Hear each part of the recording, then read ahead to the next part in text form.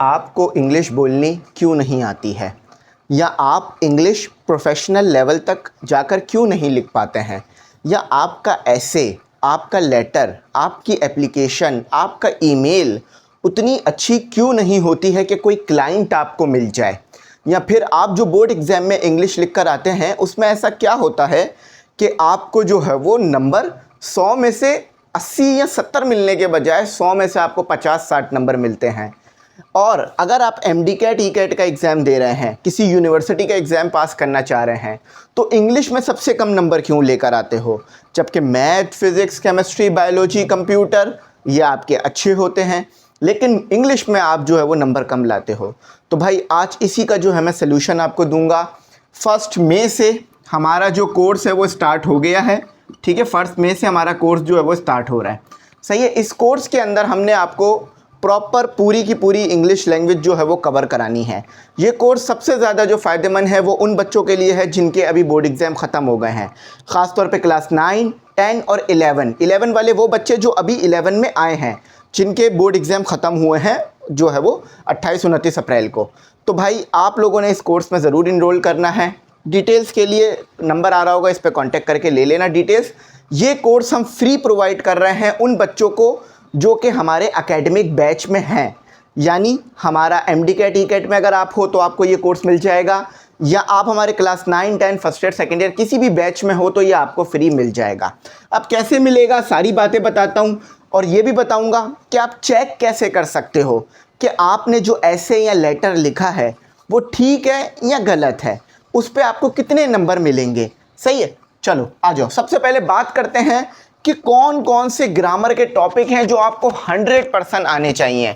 देखो बहुत सारे लोग ये सोचते हैं कि अगर हम किसी फॉरेन कंट्री में चले जाएं तो हमारी लैंग्वेज अच्छी हो जाएगी, या अगर हम जो है वो किसी ऐसे इंसान के साथ बातचीत शुरू कर दें जिसकी लैंग्वेज अच्छी है तो हमारी हो जाएगी। देखो ये भी याद रखना, अगर आप किसी फॉरेन कंट्री में चले भी जाओ ना तो आपको इंग्लिश बोलनी तो आ सकती है, पर लिखना एक बिल्कुल अलग काम है, लिखना आर्ट है। अगर मैं इंग्लिश में बात नहीं कर रहा हूँ तो कोई मसला नहीं है, लेकिन जब मैं कोई लेटर एप्लीकेशन लिखूँ तो वो एक प्रोफेशनल होना चाहिए। अगर आप खुद बताओ, जैसे अक्सर अनपढ़ लोग होते हैं, यानी उन्होंने कुछ नहीं पढ़ा होता, ज़िंदगी में कभी स्कूल भी नहीं गए होते, तो क्या वो उर्दू में या जो भी उनकी ज़ुबान हो उसमें बात नहीं कर पाते हैं? बिल्कुल बात कर पाते हैं, लेकिन फिर उनको जब अब हम कोई ऐसे लिखने के लिए दें तो वो ऐसे नहीं लिख सकते। अगर हम उन्हें कुछ पढ़ने के लिए दें तो वो पढ़ नहीं सकते हैं। तो इसी तरह से है कि अगर आप इंग्लिश बोलना सीख भी जाओ तो काम नहीं बनेगा, तो भी आप इंग्लिश नहीं जानते जब तक आपको वो लिखनी नहीं आ रही और पढ़नी नहीं आ रही, सही। ये दो चीज़ें मेन है, पढ़नी आ गई, लिखनी आ गई, बोलना तो 100% आ ही जाएगी। अब फॉर एग्जाम्पल हम बात कर लेते हैं लंदन या अमेरिका में, क्या वहाँ पर कोई अनपढ़ नहीं होगा? वहाँ पर कोई ऐसा इंसान नहीं होगा जिसने कभी स्कूल नहीं देखा हो या कभी स्कूल नहीं गया हो? बिल्कुल होगा, लेकिन फिर भी वो इंग्लिश में बोलते हैं, तो क्या वो बहुत ज़्यादा नॉलेजेबल इंसान हो जाएंगे कि इंग्लिश बोलना है? तो सिर्फ इंग्लिश बोलना आना ज़रूरी नहीं है, इंग्लिश लिखना आना ज़रूरी है। एक बच्चा या एक बच्ची बहुत अच्छी इंग्लिश बोल लेती है, लेकिन उसको बोर्ड एग्ज़ाम में 50 या 40 नंबर आते हैं, क्यों? क्योंकि वो इंग्लिश लिख नहीं पा रही। लिखना सबसे ज़्यादा इंपॉर्टेंट है। आप जब कोई एप्लीकेशन देते हो, लेटर देते हो, ऐसे देते हो तो लिख कर देते हो, ठीक है। ये बात मैंने समझा दी, इसलिए लिखने पर अब हमारा पूरा मेन फोकस होगा। लिखने के लिए आपको ये टॉपिक आने चाहिए। सबसे पहला टॉपिक आपका कौन सा है? आपको बेसिक ग्रामर आनी चाहिए। अच्छा, मैं एमडी कैट ई कैट वालों को भी साथ साथ बताता रहूंगा कि उनको कौन से टॉपिक आने चाहिए, ठीक है। बेसिक ग्रामर तो आपको आनी चाहिए। सबसे पहला टॉपिक है बेसिक ग्रामर, ठीक है। बेसिक ग्रामर आपको आनी चाहिए। अब बेसिक ग्रामर में क्या क्या शामिल है मैं आपको बताता हूँ, ठीक है। इनको भी बेसिक ग्रामर जो है वो आनी चाहिए, सही। अब आप मेरे साथ देखते रहना कि ये टॉपिक आपको आते हैं या नहीं। अच्छा, अब बेसिक ग्रामर में कौन कौन से टॉपिक आपको आने चाहिए? बेसिक ग्रामर में आपको आनी चाहिए पार्ट ऑफ स्पीच, जो कि बहुत आसान टॉपिक है, एक लेक्चर का टॉपिक है, ठीक है। जैसे कि नाउन, प्रोनाउन, ये सब पार्ट ऑफ स्पीच में आता है। उसके बाद आपको नाउन, प्रोनाउन ये सब इसी में आ गया। उसके बाद आपको जो है वो वर्ब और टेंसेस का आना चाहिए, ठीक है। वर्ब्स आने चाहिए एंड टेंसेस आने चाहिए। अगर इनमें से कोई भी ऐसा टॉपिक आपकी नज़र से गुजर रहा है कि सर ये मुझे नहीं आता, परेशान नहीं हो। यहाँ से ज़ीरो से इंग्लिश ग्रामर शुरू होती है। पार्ट ऑफ स्पीच समझ लो ABCD है हमारी, ए अल्फ़ाबेट है हमारा इंग्लिश ग्रामर कोर्स का, ठीक है।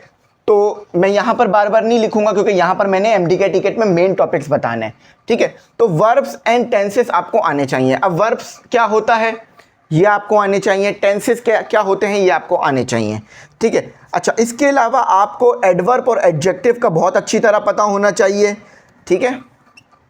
एडजेक्टिव्स एंड एडवर्ब आपको बहुत अच्छी तरीके से आने चाहिए।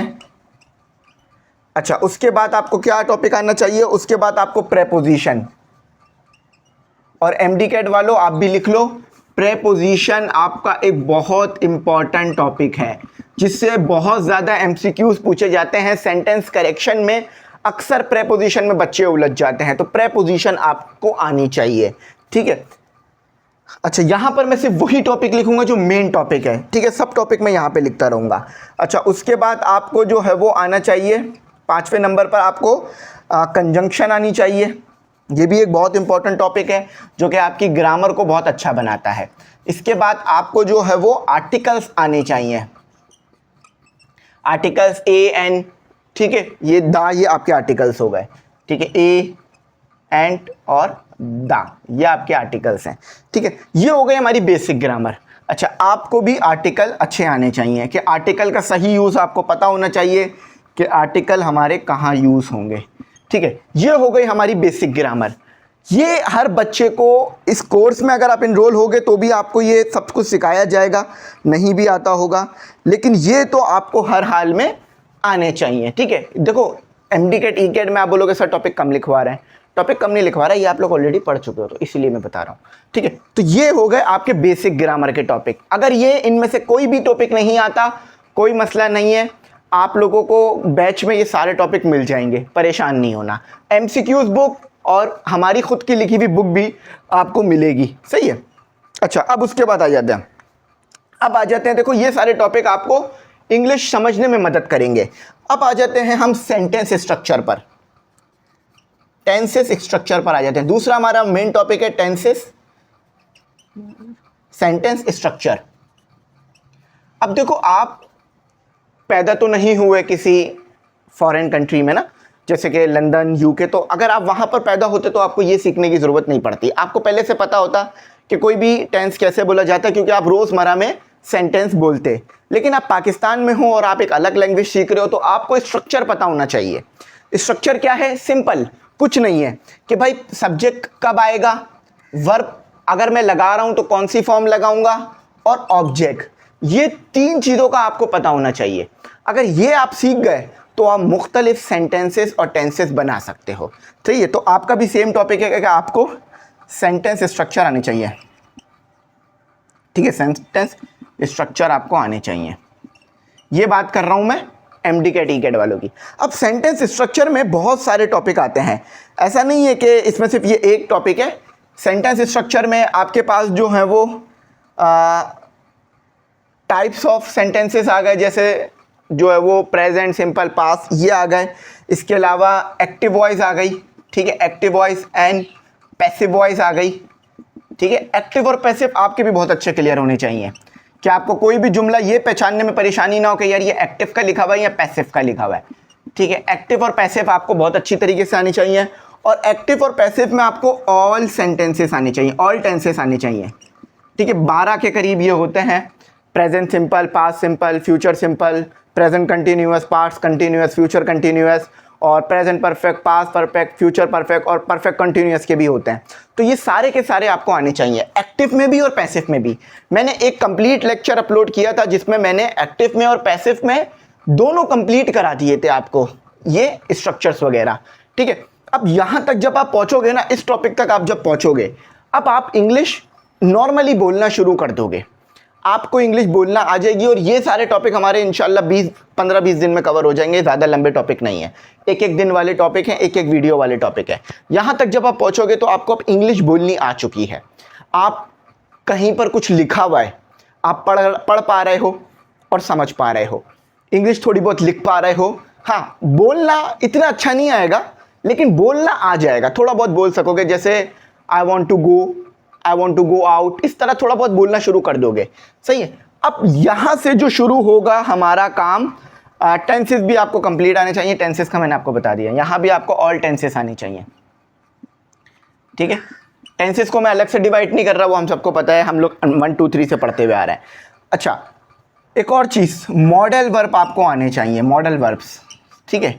ये मैं बहुत बार पढ़ा भी चुका हूँ मॉडल वर्ब, यहाँ पर भी मॉडल वर्ब आपको आने चाहिए, ठीक है। अब आप बोलोगे सर ये मॉडल वर्ब क्या है? देखो, आप बहुत बार इस्तेमाल कर चुके हो, मे आई गो टू ड्रिंक वाटर, ये सब मॉडल वर्ब होते हैं। मे कुड शुड वांट टू, ये सब मॉडल वर्ब में काउंट हो रहा होता है, विल वगैरह भी। तो मॉडल वर्ब्स आपको जो है वो आने चाहिए, ठीक है। मॉडल वर्ब यहाँ तक आपका हो जाएगा काम। अच्छा, उसके बाद अब यहाँ से शुरू होता है हमारे वो टॉपिक जो कि अब हमें एक एडवांस लेवल पर लेके जाएंगे, ठीक है। अच्छा, एडवांस लेवल पे जाने से पहले, क्योंकि देखो एडवांस लेवल पे जैसे ही आप जाओगे आपके लिए मुश्किलात खड़ी हो जाएगी, तो एडवांस लेवल पे जाने से पहले आप एक और काम सीख लो, वोकैबुलरी, ठीक है। वोकैबुलरी सीख लो। वोकैबुलरी, अब वोकैबुलरी कैसे सीखनी है मैं आपको बताता हूँ। मैं कैसे वोकैबुलरी सीखता था ये मैं आपको बताता हूँ। देखो, मैं बहुत आसानी से वोकैबुलरी सीख लेता था। फॉर एग्जाम्पल समझो अब ये लाइन पढ़ रहे हो, ये लाइन पढ़ रहे हो, student in class 9 to 12 must. अब मुझे मस्ट के मतलब नहीं पता, मुझे स्टूडेंट के मीनिंग पता है, इन क्लास सबके मीनिंग पता है, नो दे सबका मतलब पता है, लेकिन मुझे मस्ट का मतलब नहीं पता। तो अब मैं क्या करूँगा, मैं अपना गूगल खोलूँगा या चैट जीपीटी खोलूँगा, और चैट जीपीटी खोल लो तो आप उस पर लिखो what is the meaning of must and give me the use या 3 यूजेस ऑफ मस्ट। तो जब आप ये प्रॉम्प्ट दोगे उसे, तो वो आपको उर्दू में मस्ट की मीनिंग क्या होती है, मस्ट की मीनिंग होती है ज़रूर। क्या मीनिंग होती है? ज़रूर। तो मस्ट की मीनिंग आपको आनी चाहिए।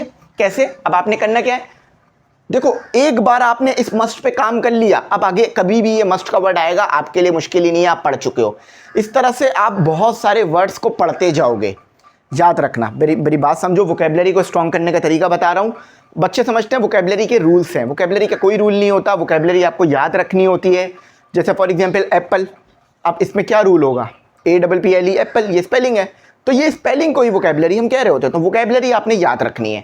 तो आप जब भी कोई सेंटेंस पढ़ो, जैसे ही कोई ऐसा वर्ड आ जाए जिसके मीनिंग आपको नहीं पता, आप वहीं पर रुक जाओ, सही है। सबसे पहला अपनी कॉपी खोलो, कॉपी में एक लाइन ड्रॉ करो, सेंटर में लाइन ड्रॉ करो, यहां पे लिखो वर्ड, यहां पे लिखो मीनिंग, ठीक है।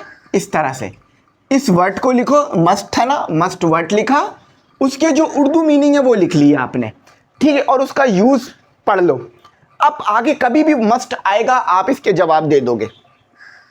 इसी तरह से मैंने बहुत सारे वर्ड्स याद रखे हैं, जैसे एट्रोशियस, सर्कमस्टेंसेस और अकम्पलिशमेंट, इस तरह अबंडेंट, बहुत सारे वर्ड्स मैंने इसी तरह से याद किए हैं कि जब भी वो वर्ड आता था, मैं कोई टेक्स्ट पढ़ रहा होता था, चैप्टर पढ़ रहा होता था, वो वर्ड आता था, कोई भी एक ऐसा वर्ड आया जिसके मीनिंग मुझे आते ही नहीं है, मैंने उस वर्ड को उठाया, अपनी कॉपी में लिखा, उसके मीनिंग लिखे, उसको अपने दिमाग में बिठाया। इस तरह से आपने करना है, ठीक है, वोकैबुलरी स्ट्रॉन्ग करने के लिए, सही है। अच्छा, वोकैबुलरी स्ट्रॉन्ग हो जाएगी आपकी इस तरह से। अब जब वोकैबुलरी आपकी स्ट्रॉन्ग हो जाएगी, अब आपने आना है फौरन रीडिंग पर। देखो यहां तक पहुंचने के बाद अब आप पढ़ पा रहे हो, चलो रीडिंग अभी नहीं लिखो, रीडिंग से पहले 2-3 चीज़ें और पढ़ लो ताकि आपके लिए आसान हो जाए। कंडीशनल सेंटेंस पढ़ने हैं, अब आपने कंडीशनल सेंटेंस पढ़ने हैं, इसके बाद फिर मैं आपको बताऊंगा रीडिंग कब आना है। अच्छा, कंडीशनल सेंटेंस जो है वो यहां पर भी आपको आने चाहिए, ठीक है। Conditional sentence,